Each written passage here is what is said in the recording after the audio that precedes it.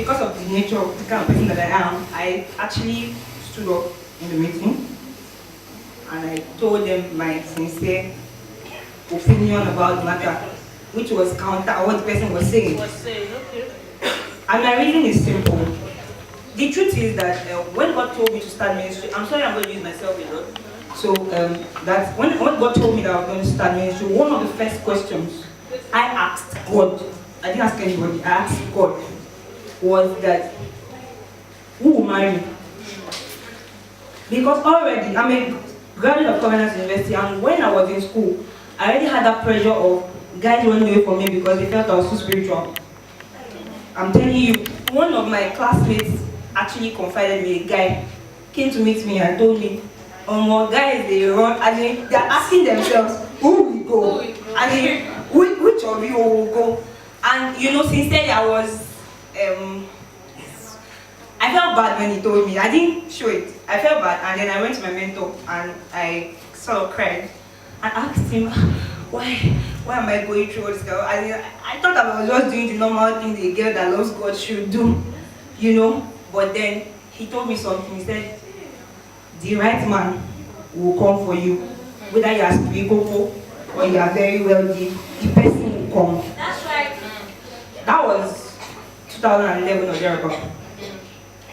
When I now started ministry, that scenario now came back to me like, oh, that time I was just doing normal Christian girl. Now, I've now added the portfolio of senior pastor. So in fact, I scattered the entire thing. And in my mind, I'm like, okay, God, what am I going to do? But then God gave me a scenario from scriptures, and I'm going to share. That was my personal revelation about this. And since then, I've been at rest concerning my marriage. God took me to Matthew, where Mary is an example of any single lady here who is thinking that, oh, because of what I have or because of what I'm carrying, I shouldn't, everybody should not know that I'm carrying this thing.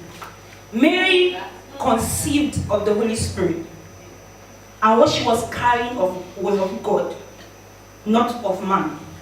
And because of that, the person that was supposed to come to her wanted to withdraw. But God particularly allowed that Joseph will be intercepted. And he made Joseph understand that what she's carrying is of God. And then I told them in that meeting, I said, if the wealth you are carrying is of God, the guy cannot go anywhere. If the business you are doing is of God, the guy cannot go anywhere. If the ministry you are doing is of God, please, take note of that word. It's of God. He cannot go anywhere. God will intercept him, no matter how far you have gone. Now, there's a tweak to it. You need to have an humble spirit as a woman, and that's the truth. Because a guy cannot come to you now and the first thing you are doing is you are flaunting your ministry, flaunting your business, flaunting what you have. Oh, I've been to the UK, I've been to the US, and he probably has not even gone anywhere in his life.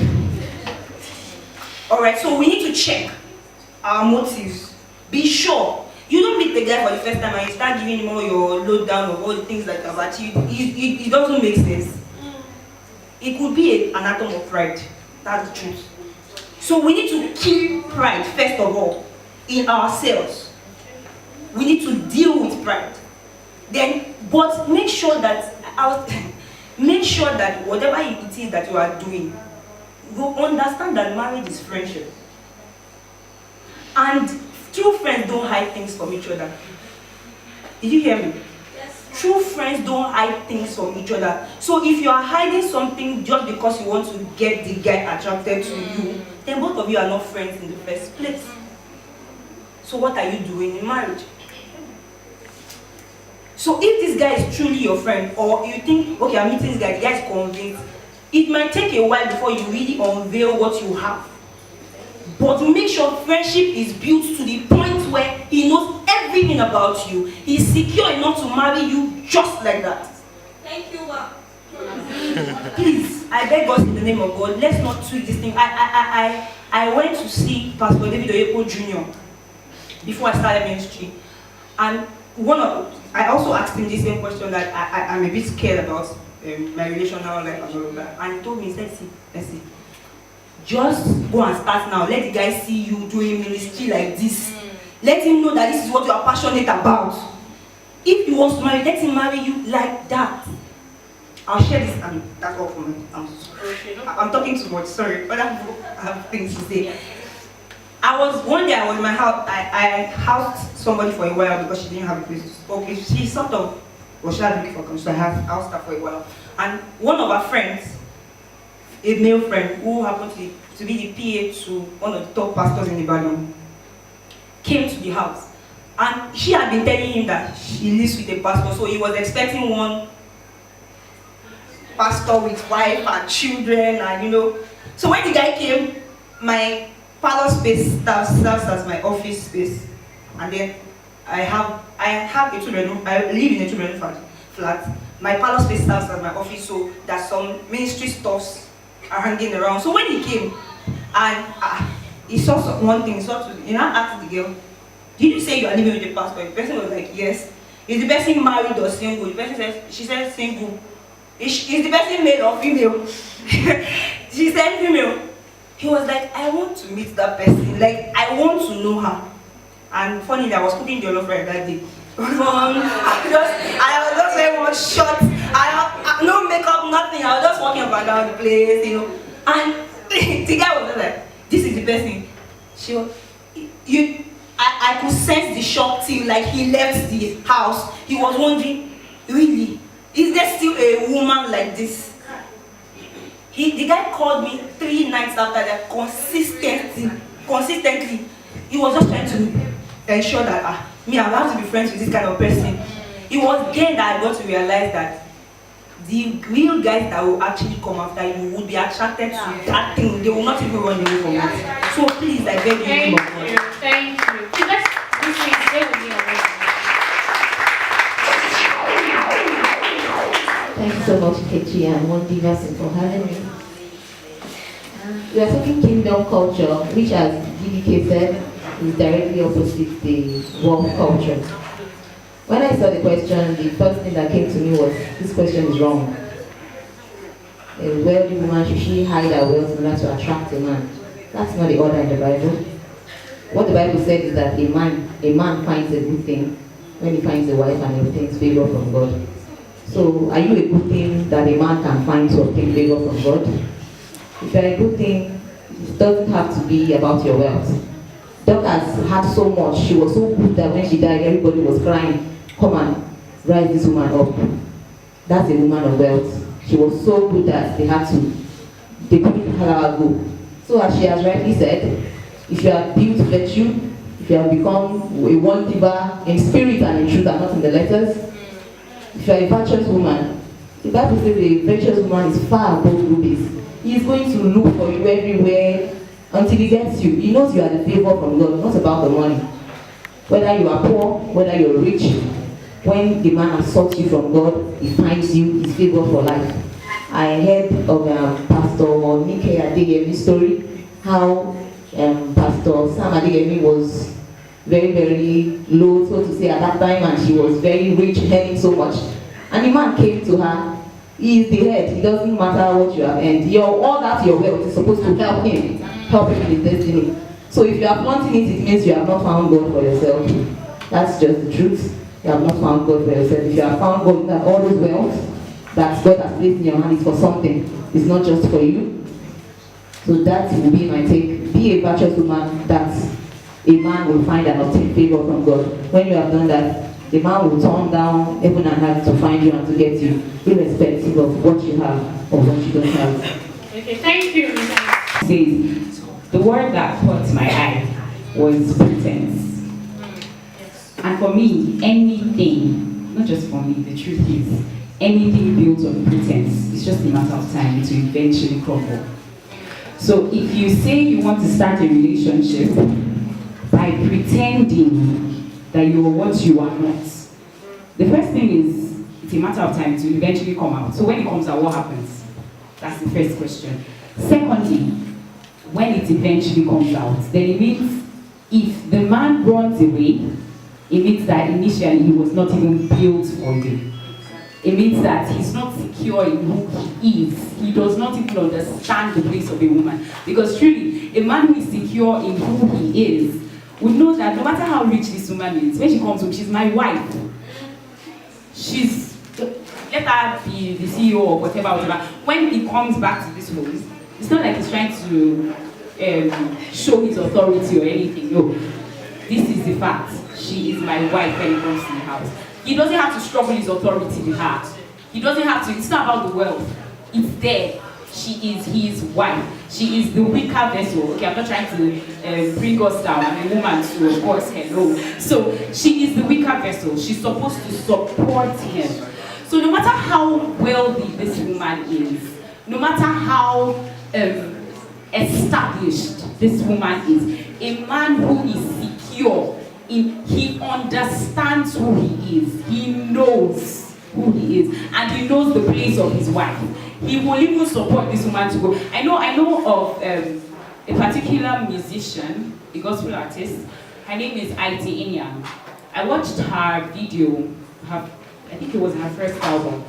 And then at the end of the video, they were interviewing her, and there was something she mentioned. She said, "I want to thank my husband." Now, all through that video, I've never heard of the husband before. It's just her name I've heard, and she's so popular.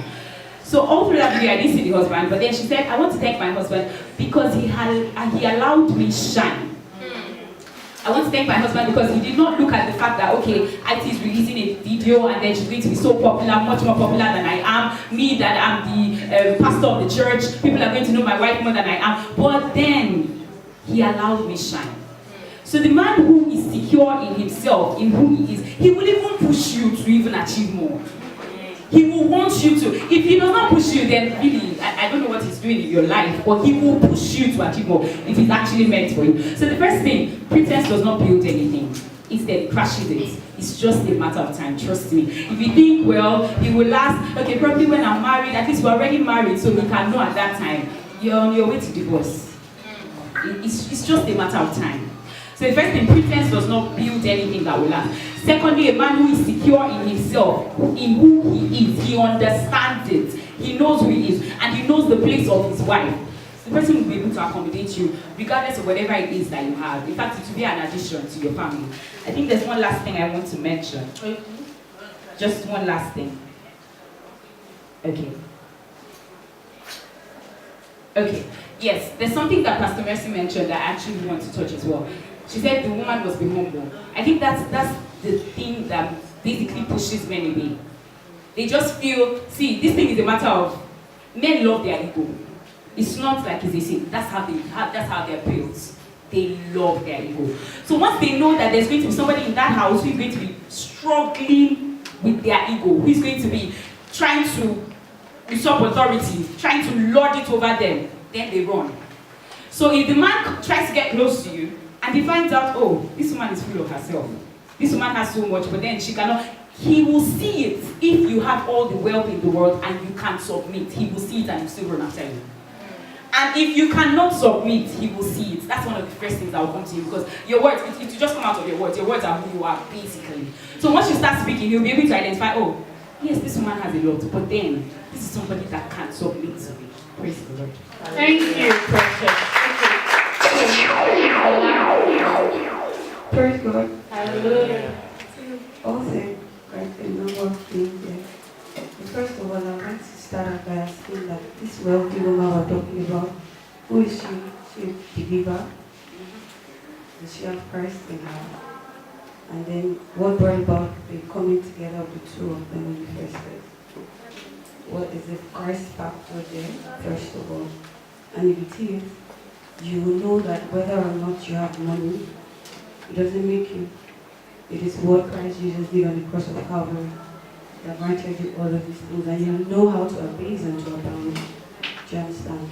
So basically, I really don't see this as an issue to really talk much about if this person we're talking about is someone that has received the life of Christ on the inside of him. 1 John 1 verse 12. He that is born of God. Let's open our Bibles to 1 John. Sorry, John 1, 12. man, both either a woman or a man in this case, whoever is born of God, first thing first, the things of this world, material things really do not count as the yardstick that you wear. Although we know money is very important, relationships and all that, but that's not what makes you. Because it won't always be, what about next tomorrow, you don't have that money no more. What really is your value built on? What is it built on and all that? Then also, if we're to have to talk about this, then that means there is no trust. That means there is no trust. So that doesn't mean that, okay, because the Christ factor, you now close your eyes to the important things of learning to know how responsible this man we're talking about is, because it's really important. Yeah, you can claim to be a lover of God and all that, but how much care, how much love, this same God nature, this love nature, where a love child of a love God, how much of it radiates on it, how selfless is He for you and all that. Some men can be very, we've heard a lot. Those are not born, they don't have the Spirit of God on the inside of them, I won't believe, because if a man is being broken, I think it will influence the way he's not going to be all over wanting to be. He wants you to shine, he wants you to be you to the very fullest. Do you understand? He will support you. That's my opinion about it. So I really don't see an issue about it. And at the end of the day, you both are working together, whether or not he is wealthy or you are more wealthy. Okay, let's clap for our friend. There's one more thing that dropped in my mind right now. There are attitudes that bosses possess. I run for example, for the 500 company, I'm a woman, and I have staffs that work with me, male and female. When I call everybody, sir, mama, my command authority, and I'm single, I will be very careful and work with the Holy Spirit to make sure that such attitude I don't trust. That is where that kind of cases occur very well. People that run organizations, you will have to work with the Holy Spirit, and when you have left the office, you leave your office cloak in the office, and when you are at home, you are interacting with people, you drop all those command tones. Even the way you talk to a security, an attendant, the guy is watching you, is looking at you.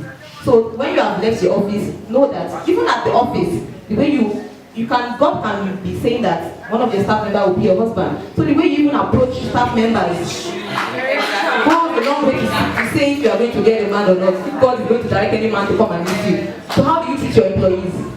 If you don't treat your employees right, there's no need to treat any man right. So that even when he has married you with your wealth, you will need to constantly be submitting yourself and your wealth and everything under the hand of God, under the man. And that way is a continuous work and a continuous effort, and God will help whosoever will be in that shoe. Thank you so much. So I hope that we've learned a lot, because this topic is the kind of topic that ladies don't like to talk about. They're ashamed about it. Oh, I'm 30. Everybody's pretending it's not too bad. But inside they're crying and they're saying, is it because I work in Shell, or is it because I do this and do that? So I hope that in the panelist session we've learned. We don't need to keep repeating. I hope that we've learned. We have more questions. You can send it to our email, W.O.N.D.I.V.A 2015@gmail.com. And the question now Nkechi will be holding this week, Wednesday. You can see phone shop, ask for her on how to register. Okay, so let's move to the next topic. Did we learn something from the last of God? Do we want to? Okay, so to the final. So now this is about surname. And please, I need to, whether it's disclaimer or whatever, please, it's not poor, because I know we will have a lot of Christian sisters that will come to our mind when we're talking about it. This is not a topic to abuse them, yes, judge, insult. It happens with a lot of Christian sisters. And we're even going to learn the correct way to do it now. So it's not like I'm trying to, even though we to have a contribution, but so okay, you are married. Yes, you got married today, Saturday. Then you were, let's say, Bumi. Okay. Okay, so let's say Bumi Femi was your father's name. Bumi Femi. Okay, so you get married, and on Sunday, whether it's on your social media page or you're writing a book or you're writing something, the next thing they're saying is Bumi Femi. Maybe your husband's name is Sunday. And we are wondering. So So me, I'm going to. We're just wondering, like me, I really want to. I thank God that God is helping us because we just say a lot of people just follow.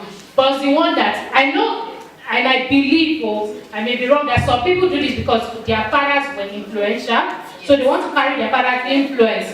But nowadays, even the people that we don't really know, they've carried some names. And I'm not wondering, so we need to deal with this, so if it's right, we need to talk about it. If not, everybody will keep carrying, okay, add their father's surname, then add their husband's own at the end. Okay, so let's start with Mrs. Omodumeju. So let's see, what is the straight truth? We don't need to sugarcoat it. What's the straight truth about it? Should we carry our father's surname? Of course, they gave us our names, first names. Should we carry our father's surname to our marital and start putting it everywhere? According to the Kingdom Guide, which is the Bible, the Kingdom culture, they know. Okay. Genesis said that, book of Genesis, we have that a man shall leave his father and his mother, and they will cleave and they will become one. On my wedding, when our pastor was officiating, he was like, let nobody put us under, let no tradition, let no social ethics, let nothing put us under. Why are you bringing your father's name to put us under? In trying to trace where the trend is people that are building brands. Let's take for example, we have W.O.N.D.I.V.A and Nkechi. So you have built a brand, you are successful, and afterwards you get married. Don't just want to just forget Nkechi like that and go on. I'm not saying that what she did is bad. I'm just saying according to Kingdom's culture. That is why some people do it because they are built brand, and some other people do it because their maiden name. They want people to be able to trace them. Probably on social media. So that if I put a show Adewumi or Modumeju, since my maiden name was a show, you'll be able to trace me. But it's all wrong. It's all wrong. It's an affront on what God has been. It shows the value that you place on your husband. If anybody marries Jesus here, we carry your father's name. You cannot carry your father's name. If you marry Dangote, you cannot carry your father's name. Enter that way because Dangote's name has value.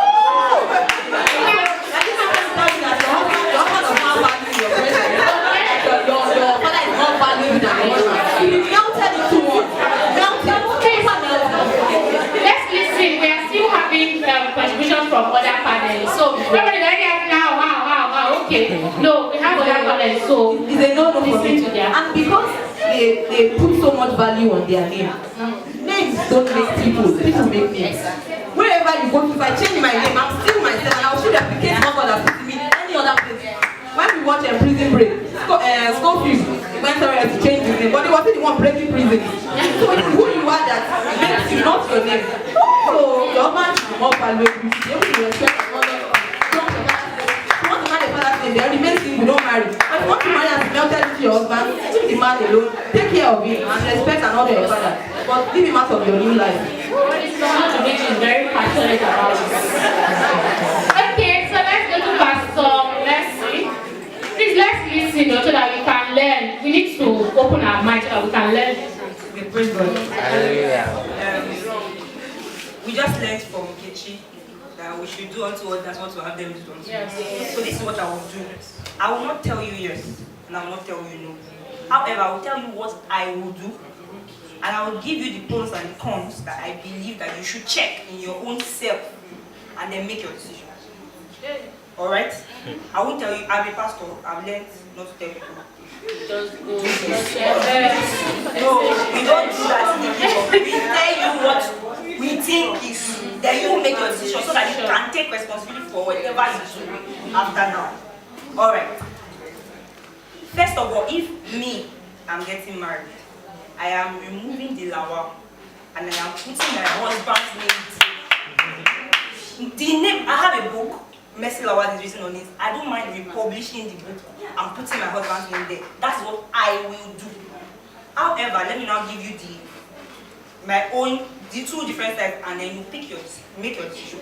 Now, I was going to actually refer to Nkechi Chiazor and W.O.N.D.I.V.A, like she rightly said, but then I'm going to refer to them not in the light of what she said, Okay. but in the light of the fact that both of them came to an agreement. Yes. For her to maintain that name. And their marriage is doing excellently well. So if you and your husband come to an agreement concerning this matter and he has no problem with it, please go ahead and leave your name like that. But be very sure that he is okay with it. When I mean sure, be 200% sure. And don't get to a point in your marriage where you now say, oh, my name is my name. I mean, you must be careful. Not to get to a point where you now say, after, at the end of the day, what has your name added to my life? What has your name done to me? Because we have a tendency to want to do that at some point because of what we have seemingly built that, where we have seemingly built that name to. But I believe that Nkechi Chiazor has done a very good job in that light, actually. That woman has done fantastically well. For her to be with her husband, especially in the entertainment industry where she is, that we hear of a lot. But she has been able to maintain that standard for so long without using her husband's name. And her husband seems not to have a problem with it. So, like I usually say, marriages are uniquely different. And don't pattern your marriage after another person just because everybody is doing this, so you too go and do it. Check your own husband and be sure if he's okay with it, keep your name. If he's not okay with it, remove it. It is your own marriage. Alright? People on the external can be saying, why did you not remove your surname? Why did you not remove? But as long as your husband is fine with it, go ahead. But if, I repeat, if he is not cool with it, if he doesn't see it as a sign of submission for you not to do it, please, I beg you, it is your own husband. The Bible says, it is your own husband. Submit to your own husband. Your own husband. That's what scripture, I'm teaching you scriptures. What scripture says, submit to your own husband. So before you get married, you need to talk about this. If you know you want to retain your name, let your husband be in total agreement with it. Can two work together except they agree? Thank you so much, Pastor Mercy. Precious. After that, round up. I was just telling Nkechi, they finished it really. They've done just this way. But I think I'll just add, first, what is your reason for wanting to keep your father's name?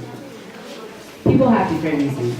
So what is your reason? Sit down and ask yourself, why exactly? What is my reason for wanting to keep? It could be selfish. It could just be that you just, it could be, but if it's selfish reason, you understand what I'm talking about. So ask yourself, what is my reason? Is it people? Then you know you've gotten it wrong already. Is it fame? You've gotten it wrong too. Is it parents? You've gotten it wrong again. Then, as Pastor Mercy was saying, speak to your husband. If it's something that actually, I think the only mention of this in the Bible, the only mention of a case where this happened was for the daughters of Barzillai, where if they hadn't taken on their father's name, then the lineage of their father would have been gone forever. And that was the only case where God allowed it. So I don't know what you're following. What is your reason? Is your father's lineage also going to go extinct? Or what exactly is your reason? Now, before people start talking and having side chats, as Pastor Mercy was also saying, that's why I said they finished it. I'm just going to be expounded on what they said. But as she was saying, and as the Bible said, the Bible has given us a mandate as wives to submit. The Bible has given us a mandate to leave our father's house and cleave. Truly, one of the, how do I put it, one of the evidence that you've actually left your father's house is that you left your father's name. So if you're still carrying on your father's name into your present family, then you're still there. It's better you just go back and marry. I'm just being very honest with you. You're still there.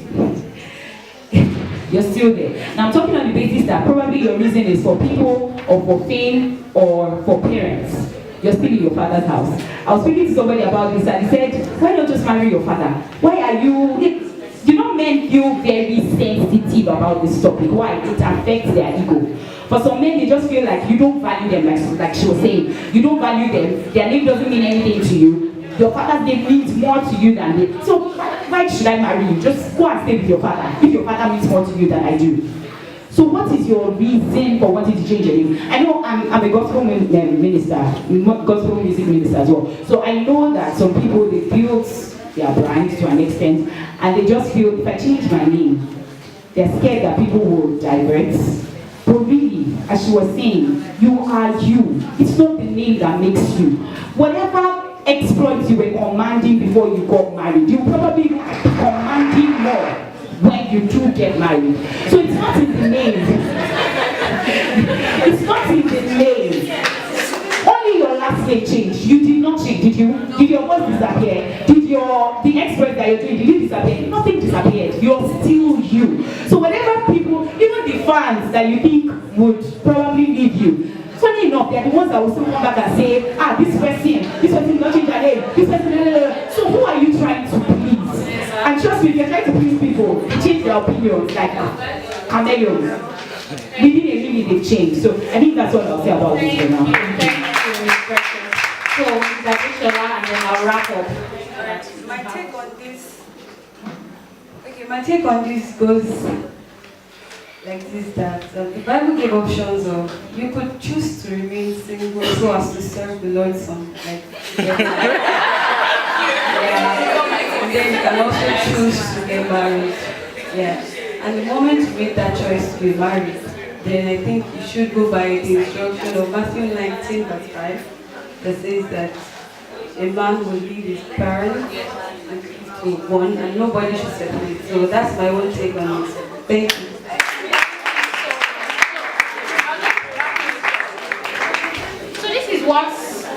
So we are sharing our knowledge, we are learning. So this is what the Holy Spirit revealed to me. Please, I hope we are listening, because some people have just been arguing against it. I don't know what's the problem. Okay, so here's the thing. So let me not just read it out. You know, marriage is like a mystery, like Christ and the church. Anytime we come into Christ, that we come into Him, we're a new creation, we are submitted to Him. Okay? And that is, marriage is a mission like Christ and the church.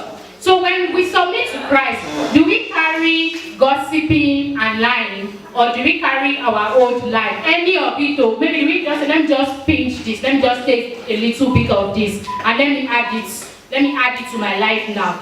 The truth is no. Okay, I'm trying to read out. The truth is no. So if that is what the Bible says about marriage, the mystery is like Christ and the church, it's the same thing. They are coming under your husband, they are submitting to him. We have an example that we always call Sarah called Abraham Lord. Are we just playing with that, or do we think he just called him Lord for the name's sake? No. She called him Lord because she was fully submitted to him. When you get married and you refuse to change your name, you're not changing your brand identity. You're trying to say, I'm still being identified with this. It's like you're not changing your, when you come into Christ, you'll change your identity. So it's the same thing when you come into, your husband, and I'm not trying to say you change your identity as a person. I'm trying to say your name identity should change to show that you have gotten married. And then, the truth is, are you going to build a dynasty with your husband, or are you going to build? Why am I saying this? Of course, we have different opinions, and I like what Pastor Mercy said. She was saying, what is your reason? But a lot of people do this because, my name was popular, so let me just carry it along. The truth is, like Mrs. Adewumi said, it's not about your name was popular. It's about, number one, doing the right thing, knowing the right thing, and keep getting better. It's not about the name. When you change, people will get used to things. I had an actress that I love, so I'm not going to call her. But I was just thinking that even if this lady changed her name, people will still know her for this. I was in a meeting and they were calling somebody by her father's name in the meeting. And I was saying, but that's what will happen now. When you keep joining, you join everything, your name and your father's name together. They won't call you by your husband's name. They'll call you by your father's name. So you're even getting people more confused.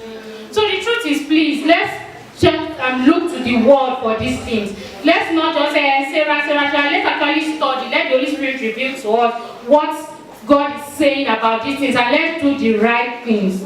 let's do the right thing, and then let's make sure that if they're ready to get married, I like what Mr. Adekola said, make sure they're ready to change your identity. When companies change their name, they change their name. They don't say, no, I'm still with one thing, I'm the old logo. No.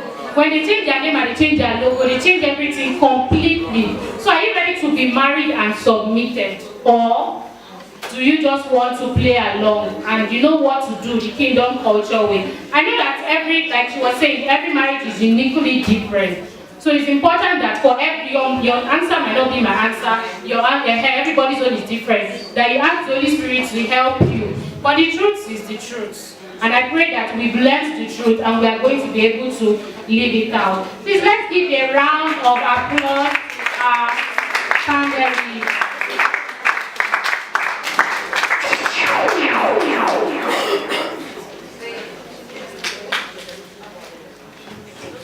I'm very sorry, just a few minutes. While I was thinking about this, there was something that crossed my mind. There's some people some ladies especially, if it was a guy, it may have been different, but for ladies, there's some ladies who are under the influence of their parents, and you may see it as a very small issue, but for them, it's a really big issue. It has gotten so bad that probably their father is telling them, if you don't take my name, I'm going to disown you. It could get that bad. So if you're in that position here, and you're really trying to find a way out, and it just doesn't seem to be working, please, this is the time to exercise your faith. Seek God. Ask God, what does He want you to do? That's the first thing I'll tell you. Secondly, speak to your husband to be. I say husband to be because you should sort that out before you get married. So speak to him. Then finally, speak to people. Open up to people. Let somebody counsel you. Thank you. God bless you. Thank you.